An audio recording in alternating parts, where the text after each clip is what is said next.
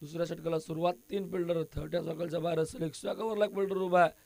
Long on on साईडला mid wicket square leg उभा ठेवला आहे. दुसरा बॉल डॉट येतोय. सफल होऊन केला सुद्धा पाठलाग केला अनिकेतने जणू काही फलंदाज गौरवचा आणि दुसराही डॉट बॉल येतोय. दोन्ही बॉल आतापर्यंत चांगले टाकलेत अनिकेतने. दोन्ही बॉल टप्पा पडल्यावर बाहेरच्या दिशेने वळण घेत आहेत. भाग पाडतोय इथे गौरवला बाहेर येऊन खेळण्यासाठी. तिसरा डॉट येतोय. दुसरी ओव्हर सुद्धा आतापर्यंत चांगली राहिली आहे. टॉस जिंकल्यावरती बॉलिंग आणि सध्या बॉलिंग चांगली होतीये.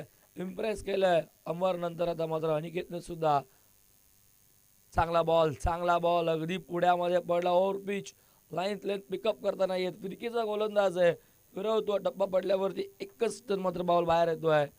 आउटकटर बॉल आणि सरळ रक्षकाच्या हातामध्ये. त्यांच्या मागे मास्टर माइंड योगेश तिथे बॅटची कडा घेतली आणि टिपलाय जाईल. फलंदाज होईल बाद. धक्का बसतोय इथे मैदानावरती.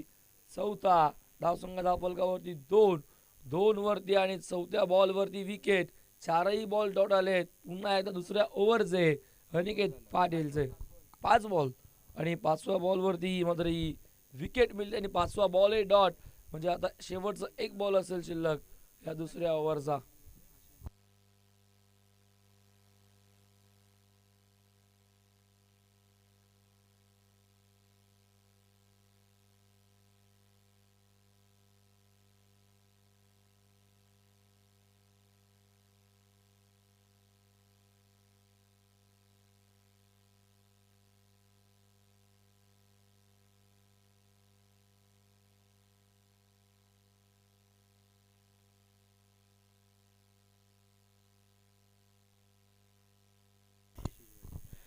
5 बॉल डॉट आणि शेवटचा बॉल मैदानावर बघायला मिळेल का.